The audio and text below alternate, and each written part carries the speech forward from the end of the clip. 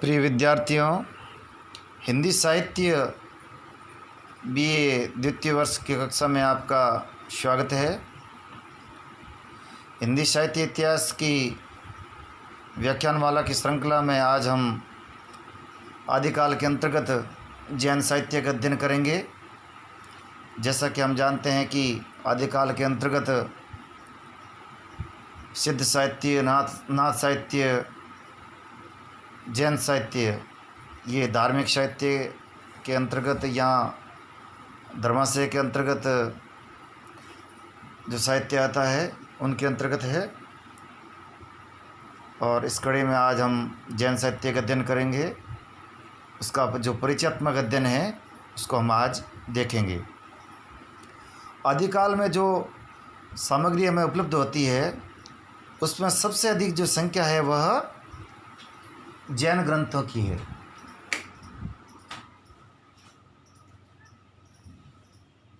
यानी कहने का आशय यह है कि आदिकाल में हमें जो सामग्री प्राप्त होती है उसमें जो सबसे अधिक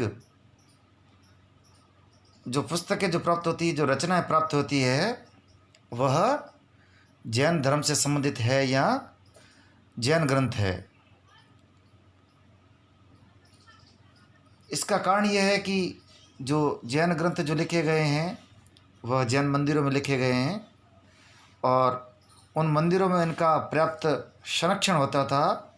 इसी कारण जहाँ इनकी पांडुलिपियाँ हमें जो मिलती है वह अक्षर रूप में मिलती है और सबसे अधिक विश्वसनीय भी है। इसी कारण जो जैन साहित्य है हिंदी साहित्य के आदिकाल की दृष्टि से महत्वपूर्ण है। जहाँ अन्य जो उपलब्ध जो सामग्रियाँ हैं वो कहीं न कहीं प्रामाणिकता की दृष्टि से संदिग्ध है, परंतु जैन साहित्य इसका अपवाद कह सकते हैं क्योंकि इन्हें धर्म का संरक्षण प्राप्त हुआ और मंदिरों में ये संरक्षित रही। इसी कारण जैन साहित्य का अपना अलग से विशेष महत्व है। जैन धर्म क्या है इसका थोड़ा सा परिचयात्मक अध्ययन देख लेते हैं। इनके जो प्रवर्तक माने जाते हैं, यद्यपि 24 तीर्थकर माने जाते हैं, लेकिन जो अंतिम जो तीर्थकर है महावीर स्वामी, इनको इस धर्म का प्रवर्तक माना जा सकता है। बौद्धों की तरह इन्होंने भी संसार के जो दुख है उनसे मानवता को मुक्त कराने के लिए प्रण लिया था और जो उन्हें राजसी जो सुख जो प्राप्त हो रहे थे उनका त्याग कर दिया। सुख दुख के बंधनों पर इन्होंने जीत पाई। इसी कारण ये जिन्न कहलाते हैं। जो अलिफ लल्ला इत्यादि की कहानी में जो जिन्न आता है वो शब्द अलग है। वो जिन्न शब्द जो भटकती हुई आत्माओं के अर्थ में आता है, लेकिन यहाँ जो जैन धर्म में जो जिन्न शब्द है वह एक विशेष अर्थ रखता है, जिसका अर्थ है जिसने अपने सुख दुख का जो बंधन है उसको जीत लिया उसे जिन्न कहते हैं। और जिन्न शब्द से ही जैन शब्द की उत्पत्ति हुई है। और महावीर स्वामी ने एक लंबे समय तक अपने जीवन काल में उपदेश दिए। महावीर जैन ने अहिंसा पर अधिक बल दिया और प्रचलित जो पाखंड थे उनका उन्होंने विरोध किया। जैन धर्म का मूल सिद्धांत 4 बातों पर आधारित है, वो हम देखते हैं। अहिंसा के बारे में हम पहले देख चुके हैं। अहिंसा, सत्य, अस्तेय और अनासक्ति, इन 4 तत्वों में बाद में ब्रह्मचर्य को भी सम्मिलित कर लिया गया। इस धर्म में बहुत से आचार्य और जो तीर्थकर हुए हैं इनकी संख्या 24 मानी जाती है। इन्होंने इस धर्म को फैलाने का प्रयास किया। इन तीर्थकरों के माध्यम से, आचार्यों के माध्यम से इस धर्म के प्रचार और प्रसार का कार्य हुआ और आगे चलकर ये जो धर्म है दिगंबर और श्वेतंबर इन दो शाखाओं में विभक्त हो गया। जैन धर्म की इन दो शाखाओं ने धर्म प्रचार के लिए जो साहित्य लिखा है वह साहित्य ही जैन साहित्य के नाम से जाना जाता है। दिगंबर जो जैन साधु है या जो जो साहित्यकार है, मूल रूप से उन्हें धर्माचार्य कहा जा सकता है। उनका जो क्षेत्र है वह दक्षिण भारत और मध्य देश रहा है। कहने का अर्थ है कि कर्नाटक, गुजरात इत्यादि ये रहा है इनका क्षेत्र। और जो श्वेतांबर है उन साधुओं का जो क्षेत्र है वह राजस्थान और राजस्थान से लगा हुआ गुजरात रहा है। अब इनकी भाषा देख लेते हैं कि किस प्रकार की भाषा में इन्होंने अपना साहित्य रचित किया है। इन जो जैन जो मुनि थे, जो धर्माचार्य थे, जैन आचार्य, इनके द्वारा जो रचित जो साहित्य है वह अपभ्रंश में लिखित है। ये केवल धार्मिक दृष्टि से ही नहीं बल्कि साहित्य और भाषा वैज्ञानिक दृष्टि से भी अपना महत्व रखता है। जैसा कि हम जानते हैं कि जो आधुनिक जो आर्य भाषा हैं जिसमें हिंदी शामिल है, इनकी उत्पत्ति अपभ्रंश से हुई है। इस प्रकार से जो अपभ्रंश है वह एक तरह से कड़ी का कार्य करता है कि जो आदिकालीन जो हिंदी है या आदिकालीन जो साहित्य का जो स्वरूप है या भाषा का जो स्वरूप है उसको यदि हमें जानना है तो अपभ्रंश को जानना आवश्यक है। क्योंकि जो भाषा में जो परिवर्तन होता है एकाएक नहीं होता है, एक प्रवाहित नदी के समान होता है और किस बिंदु पर समाप्त होता है, किस बिंदु पर कोई नई धारा प्रारंभ हो जाती है, इसको कहना कठिन है। लेकिन एक संक्रमण की जो स्थिति होती है जिसमें भाषा कुछ नवीन तत्वों को अपना लेती है, जिनके आधार पर हम पहचान सकते हैं कि यह भाषा अपभ्रंश न होकर हिंदी है। तो ये जो तत्व है जैन साहित्य में देखे जा सकते हैं। जैनों के यहाँ परमात्मा, ये इसका दार्शनिक विवेचन यहाँ पर दिया गया है। थोड़ा इसको जान लेंगे तो इन साहित्य की जो प्रवृत्तियाँ हैं उसको जानने में हमें आसानी रहेगी। जो जैन है वो परमात्मा को मानते हैं, परंतु वह सृष्टि का नियामक न होकर चित्त और आनंद का स्रोत है। यानी जिस प्रकार की जो परमात्मा ईश्वर की जो कल्पना आदि अन्य धर्मों में की गई है, उस प्रकार से जो परमात्मा या ईश्वर की जो कल्पना है उसका अस्तित्व इस प्रकार से जैन साहित्य में या जैन धर्म में नहीं है। अर्थात दूसरी दृष्टि में हम कह सकते हैं कि जो जैन धर्म है वह एक तरह से नास्तिक धर्म है। यहाँ जो परमात्मा की जो कल्पना की गई है वह सृष्टि का नियंता या नियामक न होकर जो मनुष्य का जो चित्त है, उसका जो आनंद है, उसका स्रोत है, उसका नियामक है और उसका संसार से कोई संबंध नहीं है। अर्थात प्रत्येक व्यक्ति में जो परमात्मा उसके भीतर ही विद्यमान है, वो उसे आनंद प्रदान करता है, लेकिन उसका संसार से कोई संबंध नहीं है, वह संसार का नियंता या नियामक नहीं है। और मनुष्य अपनी जो साधना है, अपने पौरुष है, उसके द्वारा परमात्मा बन सकता है। यानी परमात्मा कोई भी व्यक्ति बन सकता है, उसके लिए उसको अपना पुरुषार्थ करना होगा, उसे साधना करनी होगी। कहने का आशय है कि साधना या पुरुषार्थ के द्वारा कोई भी व्यक्ति परमात्मा स्वरूप को प्राप्त हो सकता है और उसे परमात्मा से अलग से मिलने की आवश्यकता नहीं है। इन्होंने जीवन के प्रति श्रद्धा जगाई और उसमें आचार की सुदृढ़ भीति की स्थापना की। अर्थात जैन धर्म में जो मनुष्य का जो आचार है, जो व्यवहार है, उसकी जो शुद्धि है, उसकी जो दृढ़ता पर बहुत अधिक महत्व दिया जाता है। हम इस प्रकार की जो चारित्रिक जो दृढ़ता है हम जैन साधुओं में देख सकते हैं, किस प्रकार से वे सुख और विलास को त्याग कर एक तपस्यामय जीवन व्यतीत करते हैं। अहिंसा, करुणा, दया और त्याग का जीवन जैन धर्म में इनको महत्वपूर्ण स्थान दिया गया है। त्याग इंद्रियों के अनुशासन में नहीं, कष्ट सहने में है। यानी यह जो त्याग और संयम की जो परिभाषा है वह केवल इंद्रियों के नियंत्रण में नहीं है, बल्कि शरीर जो कष्ट जो सहन करता है वह वास्तविक त्याग है।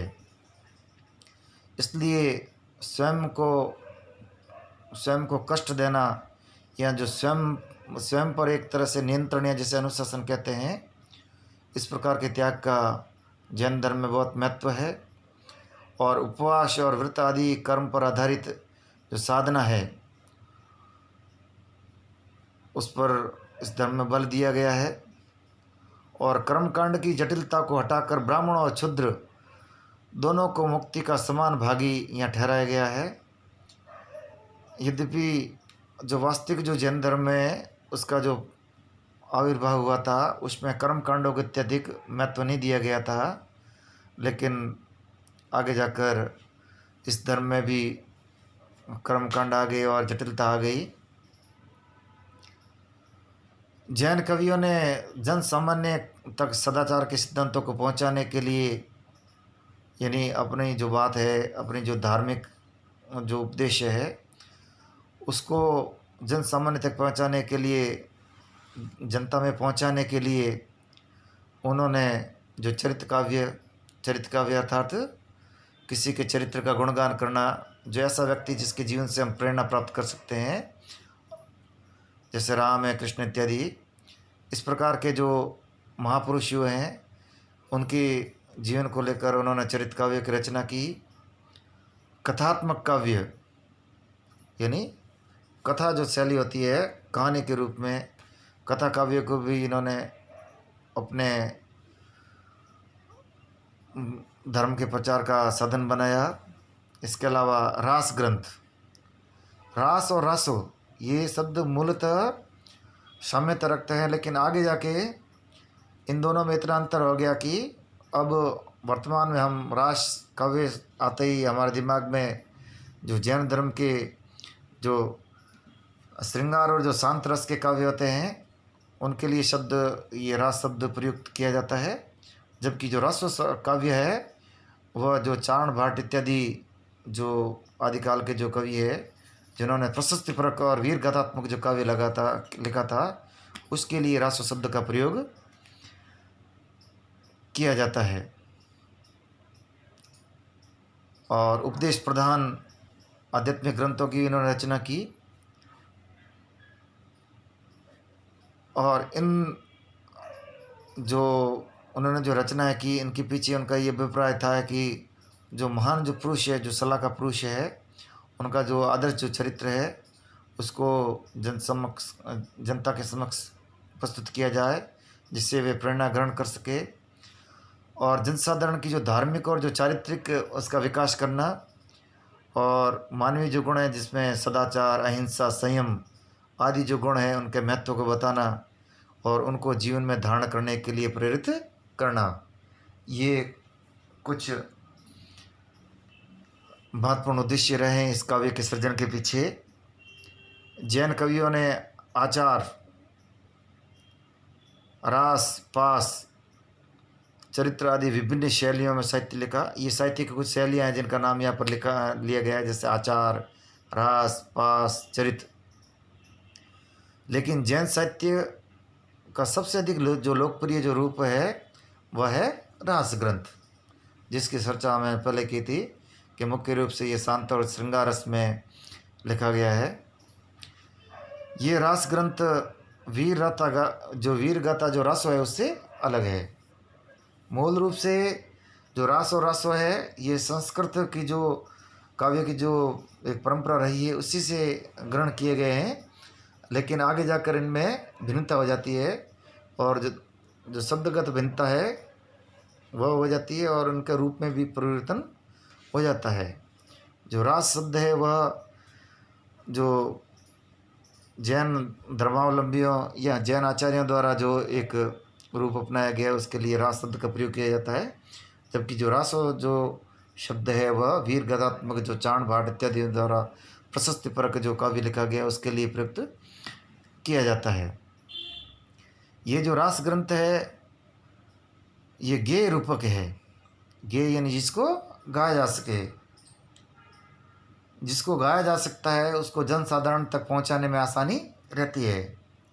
इसी कारण जो कबीर है, सूरदास है, तुलसीदास है, उन्होंने जो अपना जो काव्य है वह गेय रूप में प्रस्तुत किया, गाने के रूप में, ताकि अधिक से अधिक जनता तक पहुंच सके और जिसको कंठहार किया जा सके, यानी जिसको कंठस्थ किया जा सकते और जो कंठस्थ चीज़ हो जाती है वह उसको उसका जो प्रचार होता है वह भी आसानी से होता है और उसको सुनने और गाने में भी आनंद आता है।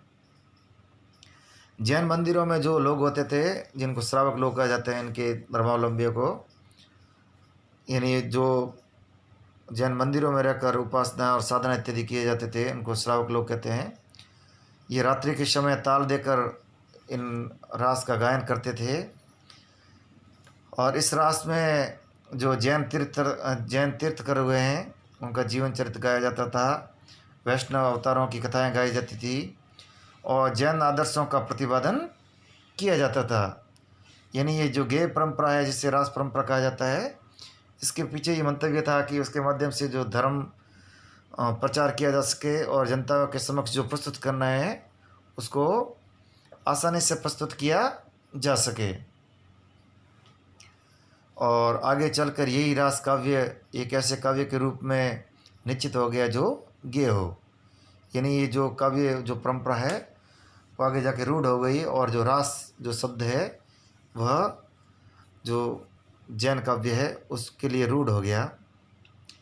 और हिंदी में इस परंपरा का जो प्रवर्तन है वह जैन साधु शालिभद्र सूरि द्वारा लिखित भारतेश्वर बाहुबली रास से माना जाता है। ये महत्वपूर्ण है, इस तथ्य की ओर ध्यान दीजिए। जो जैन साहित्य है वो ज़्यादातर अपभ्रंश भाषा में ही लिखा गया है और कुछ जो जैन काव्य है या जो जैन साहित्य है वह जो संक्रमणकालीन जो अपभ्रंश भाषा है जो हिंदी की ओर बढ़ रही थी उसमें भी लिखा गया है।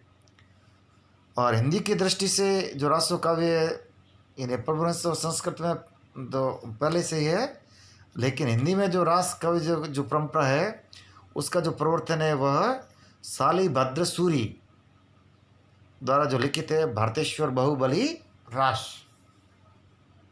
छोटा प्रश्न पूछा जा सकता है।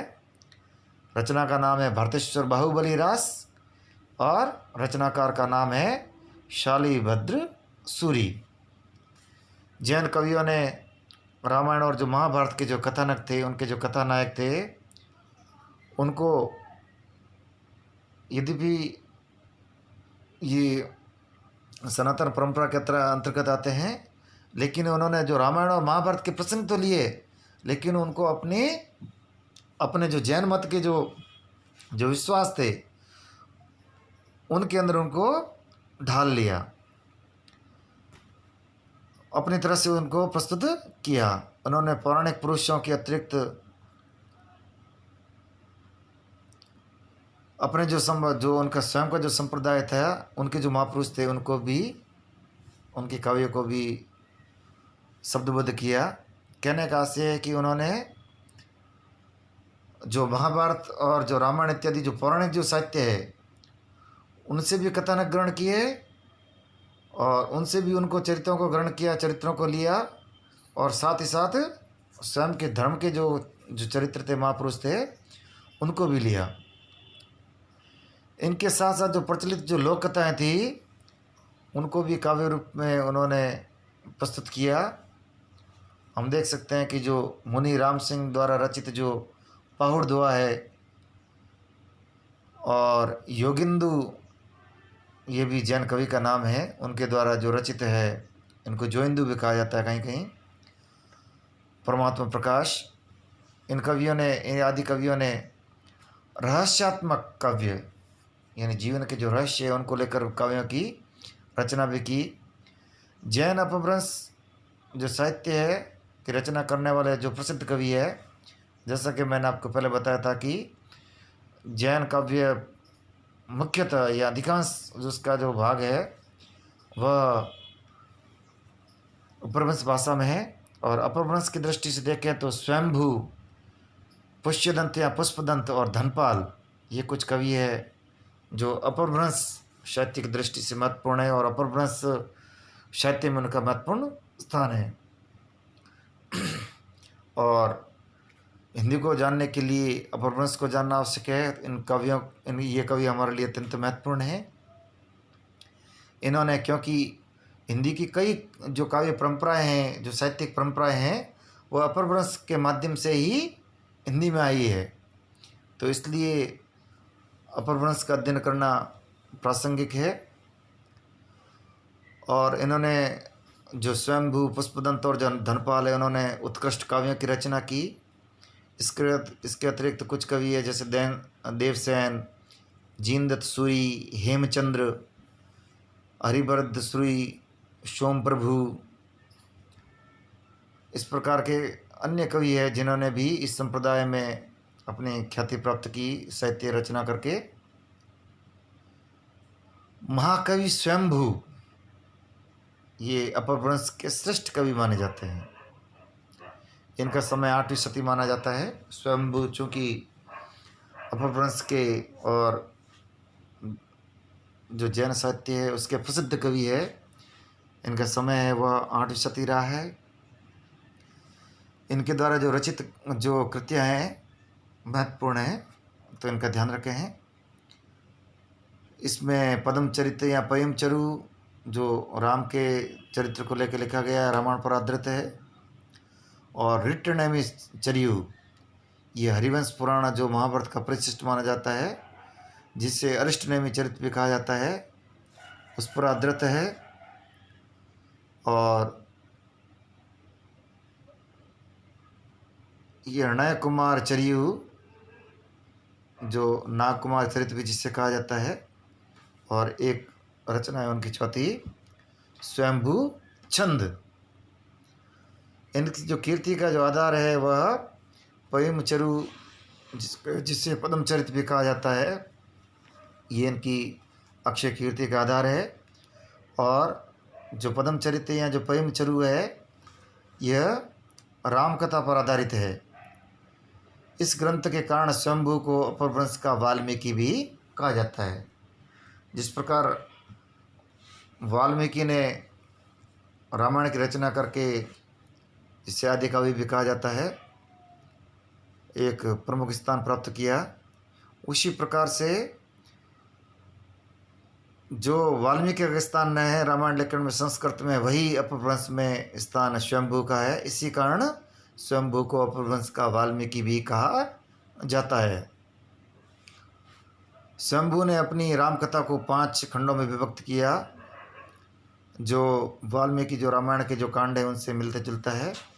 इन्होंने बालकांड का नाम विद्याधर कांड रखा, उसमें अरण्य कांड, किष्किंधा कांड और ये इत्यादि हटा लिए गए। जैन धर्म की प्रतिष्ठा के लिए उन्होंने रामकथा में यत्र तत्र परिवर्तन भी किए हैं। जैसे कि हम पूर्व में देख चुके हैं कि उन्होंने जो सनातन धर्म या जो हिंदू धर्म है, जो प्राचीन परंपरा से चला आ रहा था, उसके जो प्रसंग है या उनके जो महापुरुष है, उनसे किसी प्रकार का परहेज नहीं रखा, बल्कि उनके जो चरित्र है या जो महापुरुष है, उनको अपने जैन मत के जो विश्वास है या जो जैन धर्म की जो परंपरा रही है उसके अनुसार उनको ढाल दिया। इसी कारण उन्होंने जो रामकथा है उसके अंदर कुछ परिवर्तन भी किए। स्वयंभू ने कुछ नए प्रसंग भी उसमें जोड़े हैं। स्वयंभू के जो राम है वो वाल्मीकि के राम की तरह ही अपने संपूर्ण मानवीय दुर्बलता और मानवीय शक्ति के प्रतिनिधि बनकर आते हैं। तुलसीदास के जो रामचरितमानस के राम है वो अवतारी राम है, लेकिन जो वाल्मीकि रामायण के जो राम है और स्वयंभू के जो राम है जो पयमचरु में, तो एक मानवीय राम है, अवतारी राम नहीं है, विष्णु के अवतार के रूप में नहीं है। इसी कारण एक जो मानव में जो दुर्बलताएं होती है वह राम के अंदर भी हो सकती है। तो अपनी मानवीय दुर्बलताओं के साथ में और किस प्रकार से जो मानवीय जिजीविषा के एक जो मानवीय जो शक्ति है उसके प्रतिनिधि किस प्रकार से जो राम बनकर आते हैं, जो सभी के लिए हम सभी के लिए जो प्रेरणादायी है, उसी मानवीय चरित्र को स्वयंभू ने अपने प्रेम चरित्र में दिखाया है। नारी के प्रति जो पुरुष मात्र का दृष्टिकोण क्या है, ये सीता की जो अग्नि परीक्षा वाला जो प्रसंग है, उसके द्वारा हम देख सकते हैं। यानी पुरुष की दृष्टि किस प्रकार से नारी मात्र के प्रति रही है, उसको सीता की जो अग्नि परीक्षा का जो प्रसंग है, उसके माध्यम से हम देख सकते हैं। यानी कहने का आशय है कि उन्हें पूर्णतः राम को एक मानवीय रूप में अपने मानवीय दुर्बलताओं के साथ में उसको प्रस्तुत किया है। और सीता का जो चरित्र है, उसको दिखाने में भी कवि ने अपनी उदारता दिखाई है। और कवि ने राम कथा का जो अंत है, वह शांत रस में किया है। राम, सीता, जनक आदि जो सभी प्रमुख जो पात्र है, वह जैन धर्म के अंदर दीक्षा लेते हुए उनको दिखाया गया है। कहने का आशय है कि उन्होंने रामायण, महाभारत इत्यादि की जो भी प्रसंग लिए है जैन कवियों ने, उनको अपनी मान्यताओं के अनुरूप ढाल दिया है। तो शंभू की जो प्रेम चरित्र या पद्म चरित्र है, उसमें भी जो राम, सीता, जनक इत्यादि जो प्रमुख पात्र हैं, वो उनको जीवन से विरक्ति हो जाती है और अंत में जीवन का जो ध्येय पाने के लिए या जीवन का जो सत्य पाने के लिए वे जैन धर्म में दीक्षित हो जाते हैं। अरिष्टनेमी या जो हरिवंश पुराण है, उसमें जैन परंपरा के जो 22 जो तीर्थंकर है अरिष्टनेमी, और कृष्ण और जो कौरवों की जो यानी जो महाभारत का जो प्रसंग है, उन दोनों को दिखाया गया है। इसमें कवि ने द्रौपदी के चरित्र को एकदम निखार दिया, उसके में उसको अलग ही तरीके से उसको प्रस्तुत किया है। और नारी चरित्रों के प्रति जो कवि की जो जो सहानुभूति है, वह स्पष्ट रूप से उभर कर सामने आती है। तो इस प्रकार से आज हमने आदिकालीन जो जैन साहित्य है और उसकी जो एक जो परिचय हो सकता है जैन धर्म का, और अपभ्रंश के में जो जैन साहित्य लिखा गया है, उसका भी हमने परिचयात्मक अध्ययन किया। और अगली कड़ी में हम जैन साहित्य की जो विशेषताएं हैं, उसकी जो प्रवृत्तियाँ, उनका अध्ययन करेंगे। आज के लिए इतना ही। धन्यवाद।